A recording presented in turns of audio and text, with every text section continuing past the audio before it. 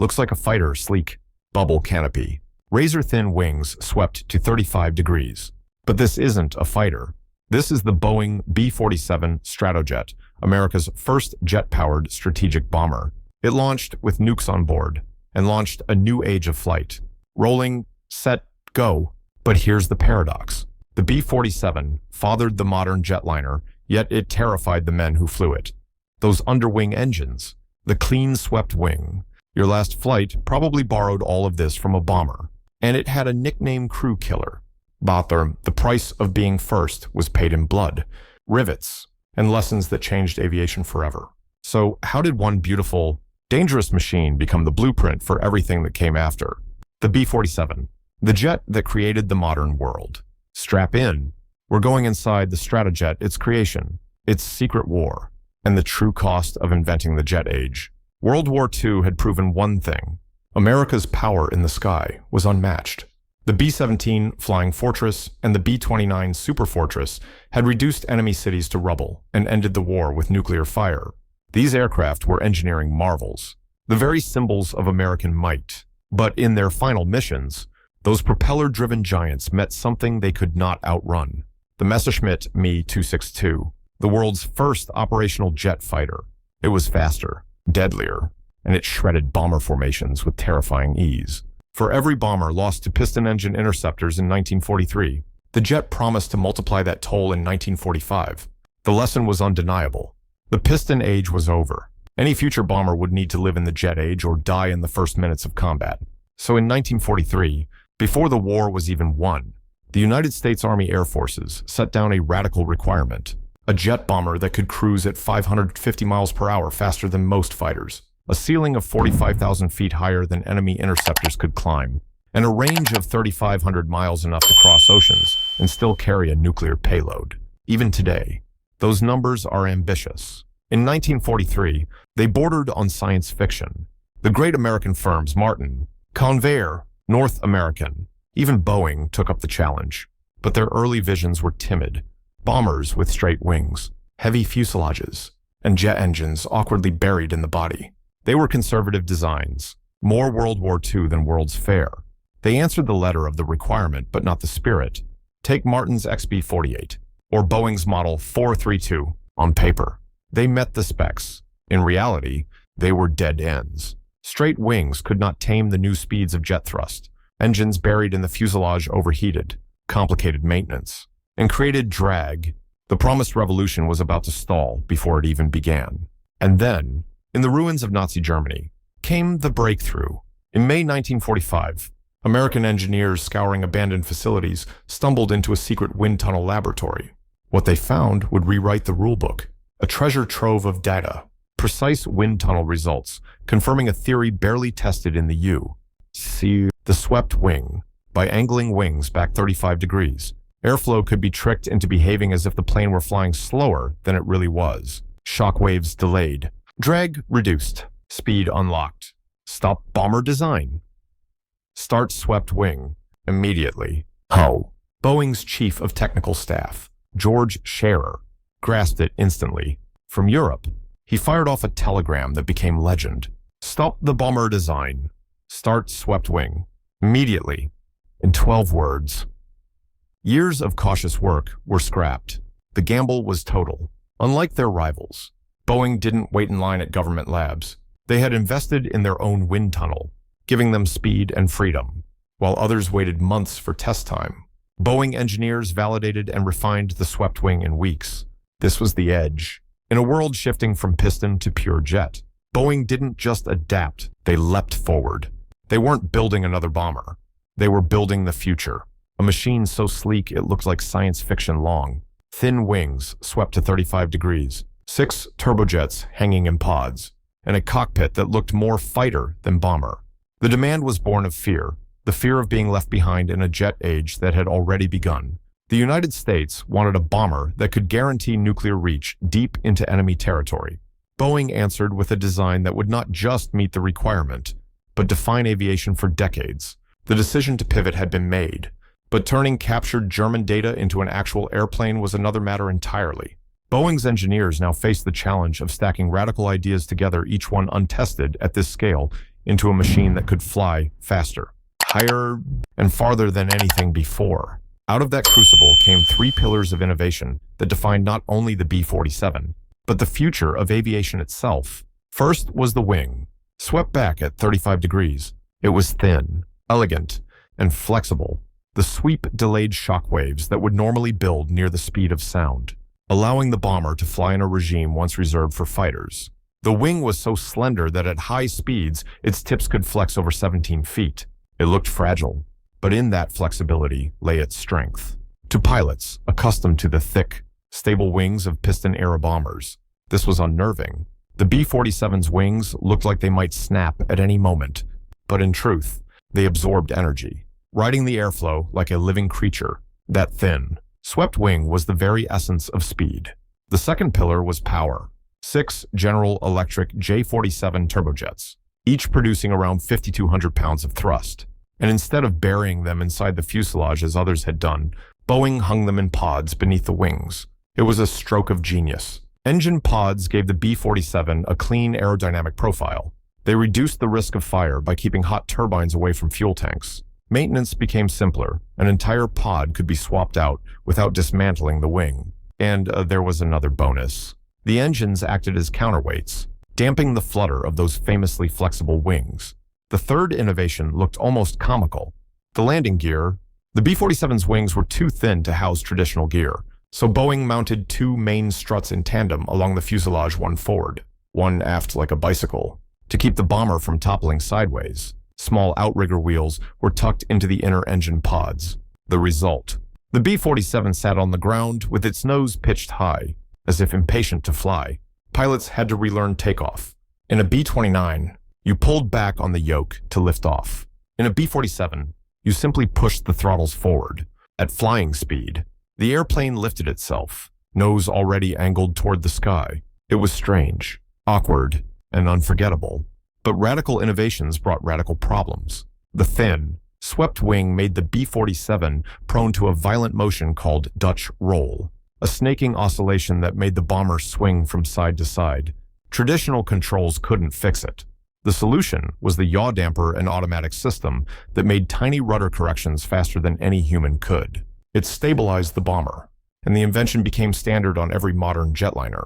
Another threat was pitch-up, a sudden nose rise caused by turbulent airflow near the wingtips. Worse still was aileron reversal, where those long, flexible wings twisted so much that a roll command actually flipped the jet the opposite way. The fix was elegant. Rows of small triangular fins called vortex generators. By energizing airflow, they kept the wings stable. And at high speeds, traditional ailerons were replaced by spoilerons panels that popped up from the wing to control roll without twisting the structure. Perhaps the boldest decision of all was the cockpit. Instead of a cavernous bomber nose filled with gunners, the B-47 had a fighter-style bubble canopy perched atop its fuselage. Inside sat just 3 men: the pilot, the co-pilot who doubled as tail gunner, and the navigator, buried in a compartment below. For crews used to the 10-man fortresses of World War II, it was a shock. This was a bomber stripped to its essence: speed, altitude, and a nuclear payload. These innovations were not tweaks. They were revolutions. The swept wing, the potted engines, the bicycle gear, the fighter canopy together, they created a bomber unlike anything the world had seen. It looked like the future because it was the future, and though it demanded everything from its crews, it also gave birth to the DNA of every jetliner that would follow. On December 17th, 1947, exactly 44 years, to the day after the Wright brothers' first flight, the B-47 Stratojet took to the skies for the very first time. At the controls were Boeing test pilots Robert Robbins and Scott Osler. What they held in their hands was not just a prototype. It was the future of strategic aviation. Unlike the lumbering bombers before it, the B-47 practically leapt into the air, its nose already angled skyward, its 6 J-47 engines pulling it aloft with a clean, sleek grace. Test pilot Robert Robbins later admitted he prayed before that first flight, unsure if the radical new design would even hold together. But once airborne, his doubts dissolved. He realized he was flying something extraordinary. Chuck Yeager himself would later test the B-47 and remark that the jet was so aerodynamically clean he had trouble slowing it down to land. That, more than anything, was proof that Boeing had broken into a new aerodynamic frontier. Then came February 8th, 1949.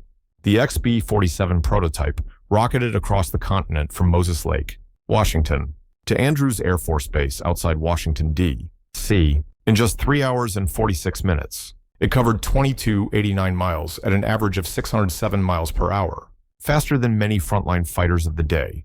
The message was unmistakable. The future wasn't coming. It had already arrived. And for the U.S. Air Force, the choice was clear.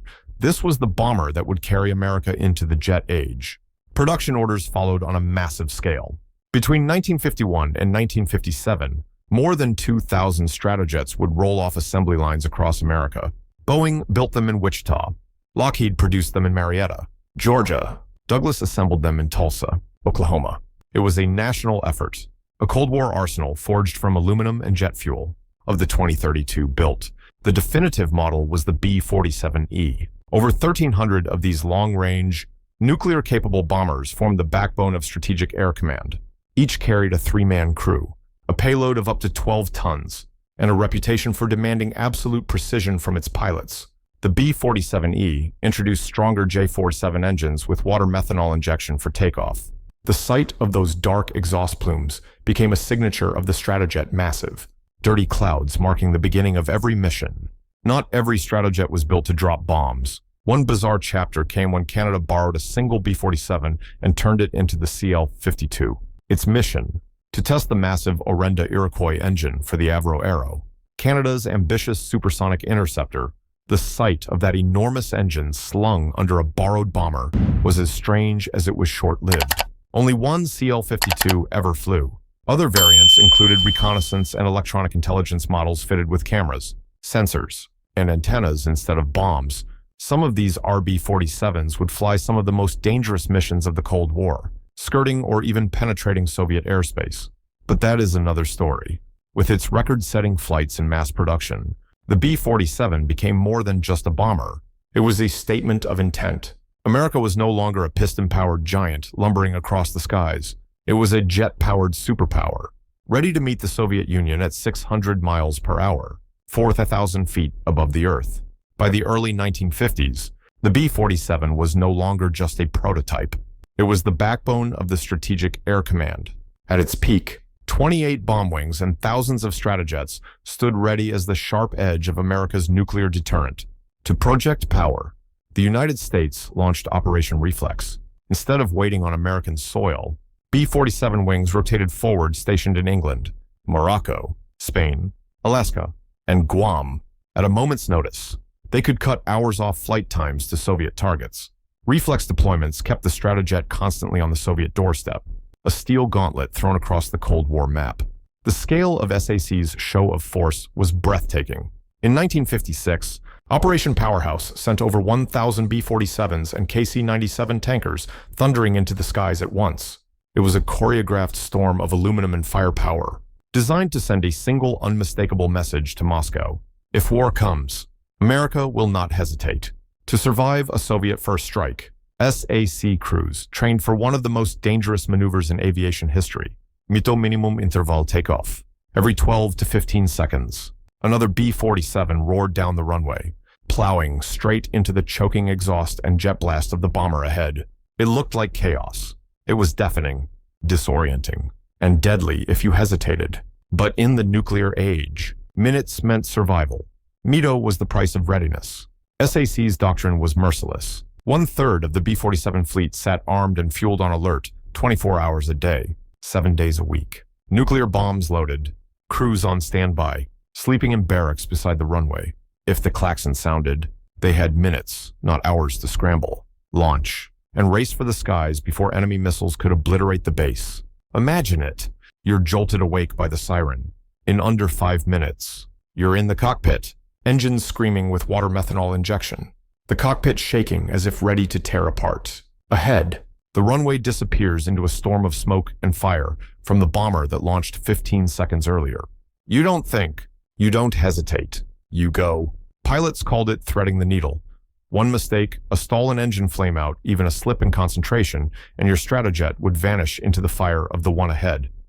Dozens of accidents proved the danger was real.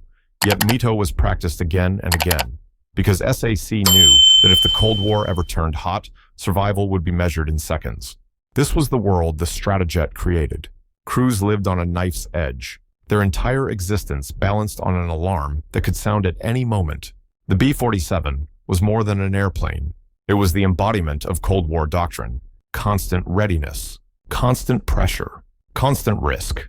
In the 1950s, America's nuclear trigger sat inside the cockpit of a B-47. For a decade, nearly every hour of every day, thousands of these sleek silver bombers stood armed, fueled, and waiting. It was an awesome power and an unbearable burden. The Stratojet had become the backbone of the Cold War. In the beginning, the B-47's speed and altitude made it untouchable. At 40,000 feet and 600 miles per hour, it could simply outrun defenses. But by the mid-1950s, the Soviet Union had caught up. New surface-to-air missiles and faster interceptors like the MiG-17 and MiG-19 erased the Stratojet's high-altitude sanctuary. What once was safety had become a death trap. The answer was brutal but simple: go low. Stratojet crews were retrained to fly nap-of-the-earth skimming just a few hundred feet above terrain, hugging valleys and ridgelines to slip beneath Soviet radar. These were not gentle cruise flights. They were teeth-rattling, high-speed sprints through turbulence and weather, pushing both man and machine to their limits. One tactic was the pop-up attack, racing in at treetop level, then yanking the nose skyward at the last moment, tossing a nuclear bomb toward its target. Even more extreme was the Labs maneuver, the low-altitude bombing system. The bomber would pull into a half-loop, releasing its weapon like a giant supersonic trebuchet. It was violent, it was acrobatic, and it was the only way to survive. But there was a hidden cost. The B-47 had been designed for smooth stratospheric flight, not for low-level turbulence. Its thin wings flexed violently. Its long fuselage shuddered under the stress. And in the spring of 1958, that stress came due, one after another. Stratojets began breaking apart in midair. No distress calls, no warning, just sudden catastrophic disintegration. The crisis forced the Air Force to ground the entire fleet. Investigators traced the problem to the large steel pins connecting the wing to the fuselage. Crews nicknamed them milk bottles. Under the punishing vibration of low-level flight, these pins were cracking. When they failed, the wings went with them. Project Milk Bottle was born. Every Stratojet was inspected. Pins were replaced. Longeron. The main fuselage beams were reinforced.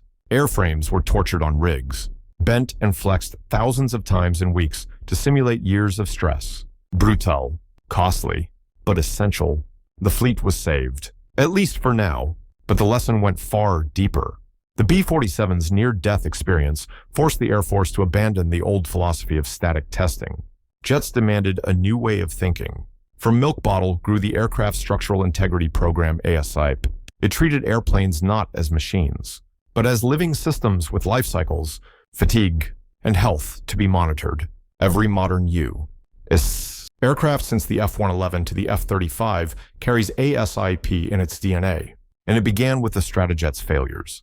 Yet structural fixes could not solve the human factor. The Stratojet was a fighter disguised as a bomber, demanding precision, flying by the numbers. Crews faced coffin corner at high altitude, turbulence at low level, and the constant stress of nuclear alerts.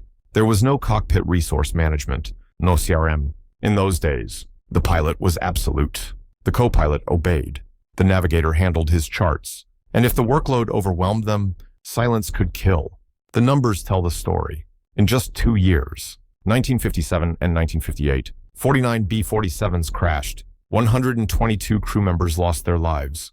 Nearly one major accident every 2 weeks. SAC often called it pilot error, but the truth ran deeper.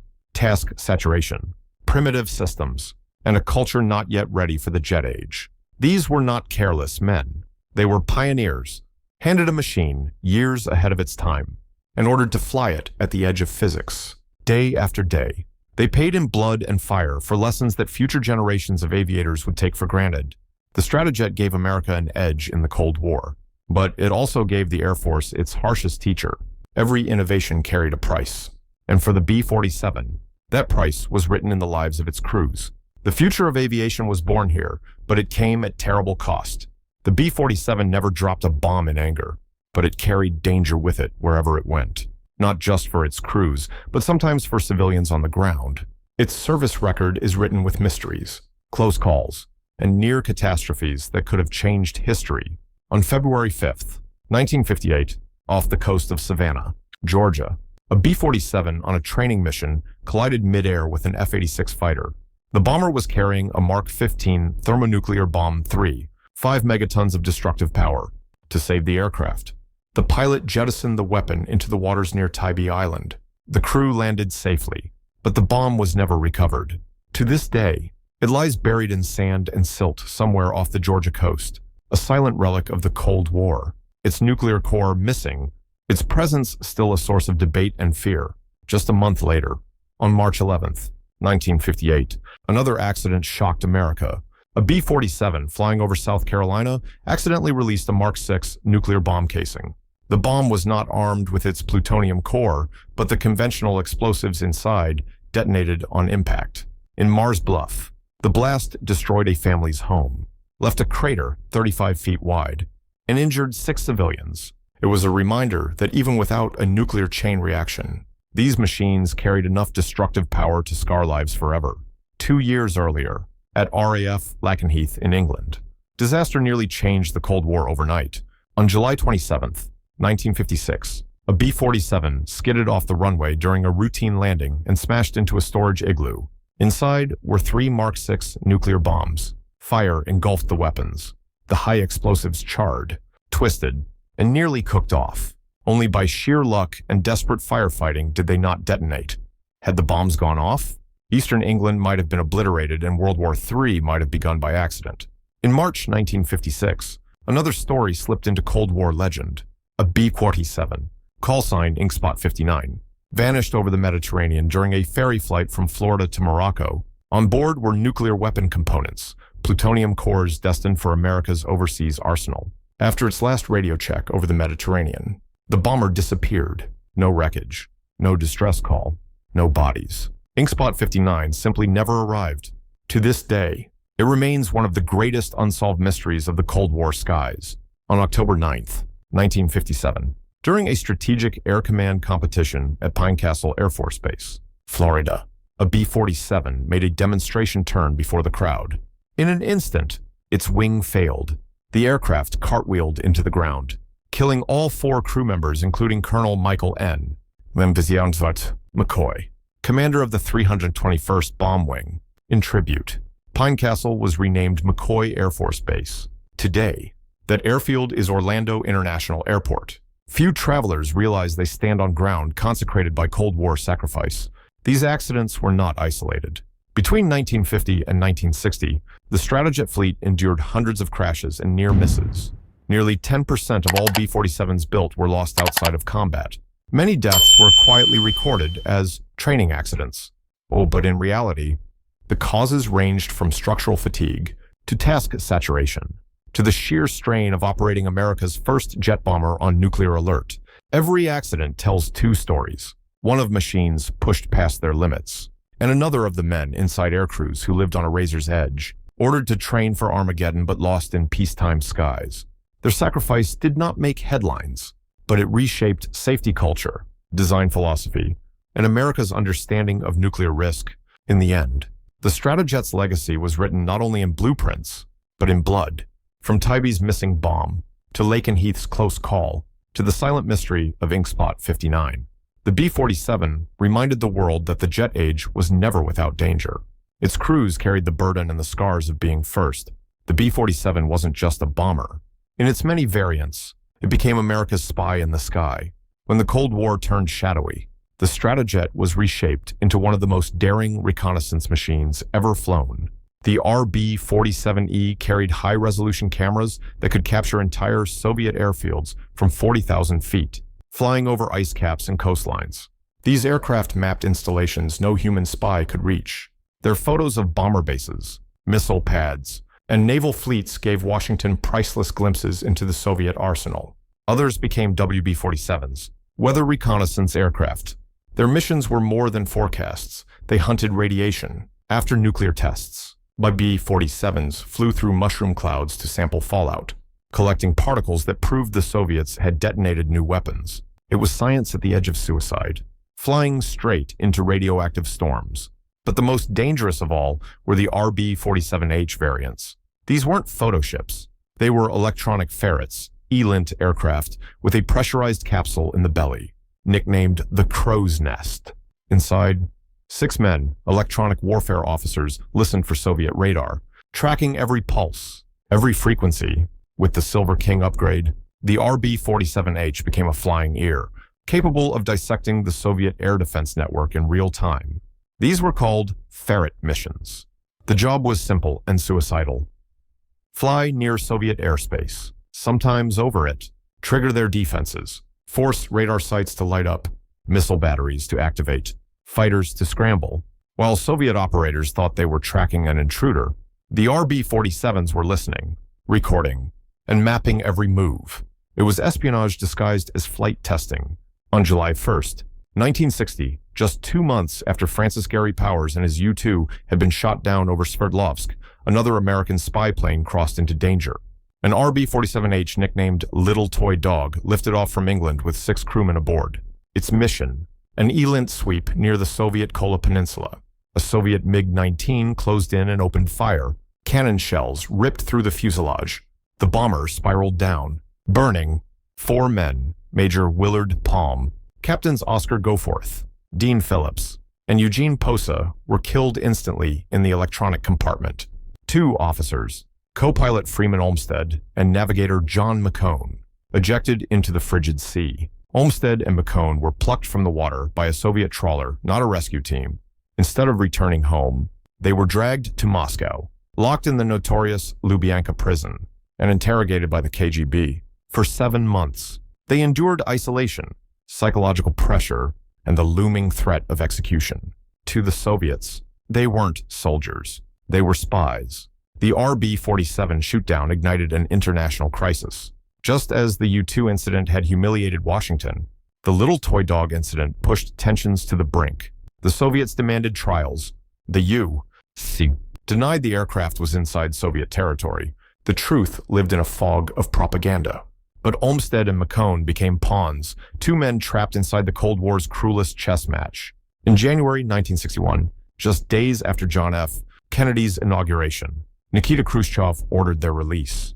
The gesture was called goodwill, but the message was clear. America's reconnaissance war had limits, and crossing them carried a deadly cost. The RB-47s flew in shadows. They wore USAF markings, but their missions were deniable, their risks immeasurable. At least 5 were attacked. 3 shot down. Their crews received no medals, no parades, no public honors. Yet their intelligence shaped America's understanding of Soviet defenses, helping prevent a nuclear surprise. They were warriors of a war that was never declared, and many never came home. In the secret war of the skies, the RB-47 stood alone, beautiful, dangerous, and expendable. Its legacy lives not in monuments, but in the invisible maps of radar sites and missile fields. It drew maps that helped keep the Cold War cold. To truly understand the Stratojet's legacy, you have to look at its numbers. Because in aviation, numbers tell a story. And the B-47E, the definitive model, spoke volumes about what the jet age was becoming. Getting airborne could be just as dramatic. At maximum weight, the Stratojet sometimes needed a kick. The answer, JATO jet-assisted takeoff. 33 solid fuel rockets mounted in a jettisonable rack beneath the fuselage, fired in unison. They blasted with a thunder like artillery, hurling the bomber skyward when runways were short or payloads heavy. Crews called it lighting the candle. It was violent, spectacular, and essential. But for all its speed, stopping the Stratojet was another matter. Its sleek aerodynamics meant it floated down runways like a dart. Pilots needed help to slow her down. That's why every B-47 carried a drag chute in its tail. At touchdown, the chute burst open, ballooning against the slipstream, bleeding off speed that brakes alone couldn't handle. The sight became iconic jets trailed by white silk parachutes, an image carried into nearly every airliner and bomber that followed. Getting airborne could be just as dramatic. At maximum weight, the Stratojet sometimes needed a kick. The answer, JATO jet-assisted takeoff. 33 solid fuel rockets, mounted in a jettisonable rack beneath the fuselage, fired in unison. They blasted with a thunder like artillery, hurling the bomber skyward when runways were short or payloads heavy. Crews called it lighting the candle. It was violent, spectacular, and essential. But one of the Stratojet's most overlooked technologies was invisible. The fuel tanks carried in inerting system blocks of dry ice, creating carbon dioxide to flood the vapor spaces. The goal was simple: push out oxygen, reduce the risk of explosion. Primitive compared to today's inert gas systems. But in the 1950s, it was groundbreaking. And like so much else from the B-47, it set the standard. Every modern airliner from the Boeing 707 to the Dreamliner owes part of its safety to this early experiment. The B-47 wasn't just big, it was unstable. Dutch roll, pitch up, aileron reversal problems that nearly killed test pilots. The fixes became permanent features of aviation. The yaw damper, an automatic system correcting yaw oscillations, was born here. And today, no jetliner flies without it. Rows of vortex generators, little fins glued to the wings, tamed airflow at high angles of attack and at high speed. The B-47's ailerons were swapped for spoilerons flaps that acted like air brakes on the wing to control roll.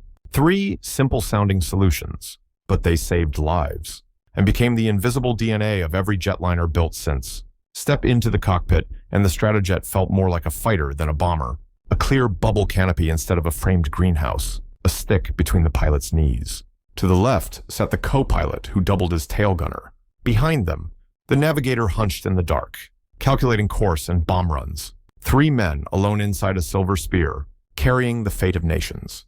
It was claustrophobic, futuristic, and lethal. All of these systems dragged chutes, potted engines, yaw dampers, spoilerons. Inerting tanks flowed directly from the Stratojet into the Boeing 707 and KC-135 Stratotanker. When you see an airliner taxi today, when you feel the spoilers pop on landing, when you trust that fuel tanks won't ignite, you're seeing lessons learned, sometimes painfully, from the B-47. It wasn't just a bomber. It was the prototype of modern flight. In raw numbers, the B-47E was impressive. In hidden systems, it was revolutionary. And in the way it bridged warplane and airliner, it was unmatched. Behind every safe landing today echoes the ghost of a Stratojet drag chute. Behind every stable cruise, the whisper of a yaw damper, born to tame Dutch roll. It was a machine that carried bombs, but what it really delivered was the blueprint of aviation's future. Nothing in aviation lasts forever, not even the Stratojet. By the early 1960s, a new king had arrived. The Boeing B-52 Stratofortress is bigger, heavier, with twice the range and payload. Where the B-47 had been a daring prototype, the B-52 was the empire. It could fly across continents without a tanker, carry nearly 70,000 pounds of bombs, and still cruise with fuel to spare. Against that kind of brute force, the Stratojet's days were numbered, and another rival appeared not with wings, but with fire. The intercontinental ballistic missile, always fueled, always ready, impossible to intercept in large numbers. For a fraction of the cost, a missile could do what a bomber took hours to attempt. The Stratojet, once the cutting edge of nuclear deterrence, was being eclipsed from both sides by the B-52 in the air and the missile in the silos. In 1965, the Air Force officially removed the B-47 from the nuclear bomber role. Reconnaissance variants lingered a little longer. Weatherbirds kept flying. Testbeds soldiered on. But by 1969, the last operational Stratojets were gone from the active inventory. In less than 2 decades, the machine that had redefined flight had already passed into history. On June 17, 1986, a restored B-47E made one last journey wheels down at Castle Air Force Base, California. Not as a weapon, not as a warrior on nuclear alert, but as a museum piece. After nearly 4 decades, the Stratojet's engines fell silent forever. Today, just 23 airframes remain, scattered across museums from the Strategic Air Command Museum in Nebraska to the Air Force Museum in Dayton to Castle itself. None of them fly. Their wings no longer flex. Their engines no longer smoke with water methanol fire. They stand as frozen relics, aluminum ghosts of the jet age's dawn. But the Stratojet's real legacy didn't retire. Every airliner you board, every tanker that fuels a fighter, carries the B-47's DNA: swept wings, potted engines, yaw dampers, spoilerons, all first proven on this silver spear. The KC-135 Stratotanker still flies today. A direct descendant, the Boeing 707 brought commercial jet travel to the world. Even the 747, the 777, the Dreamliner. Each one is a chapter that began with the Stratojet. And yet, behind the triumph lay a price. More than 200 B-47s lost. 464 American airmen killed, not in combat, but in training, accidents, structural failures. The Stratojet was beautiful, but it was unforgiving. It gave the world the jet age, but demanded blood in return. A paradox etched into aluminum and sacrifice. The Boeing B-47 Stratojet was not just a bomber. It was a bridge from piston to jet, from fortress to airliner, from World War II to the Cold War. It never dropped a bomb in anger. Yet it changed aviation forever. The silver arrow that terrified its own crews became the silent father of every jetliner in the sky. And though none fly today, the Stratojet still soars in the shape of the wings above us, and in the memory of those who dared to master it. The Boeing B-47 Stratojet never dropped a bomb in combat. It never fired a shot in anger. And yet, it rewrote the rules of aviation, from the 35-degree swept wing to the yaw damper that tamed Dutch roll, from its bicycle landing gear to the very idea of potted engines slung beneath a wing. Every jetliner that lifts from a runway today carries a piece of the Stratojet's DNA. It gave birth to the KC-135 Stratotanker, still the backbone of aerial refueling 70 years later. It fathered the Boeing 707, the jet that opened the skies to the traveling public. And its influence can be traced in every airframe that followed, from the jumbo 747 to the composite wings of the Dreamliner.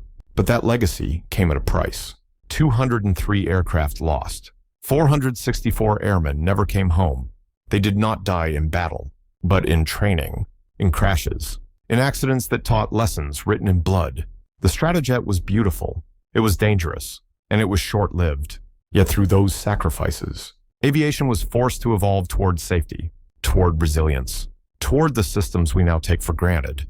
Today, the survivors stand silent in museums. Their wings no longer flex. Their engines no longer thunder with water methanol smoke. But look closer, and you'll see more than just a relic. You'll see the blueprint of the modern world. The B-47 was the bridge, from the piston age to the jet age, from the fortress to Stratojet, from war machines to passenger airliners. It didn't just chase the future. It defined it. Beautiful, dangerous, short-lived, but unforgettable. The Boeing B-47 Stratojet, the jet that created the modern world. Blue skies, tailwinds, and now you know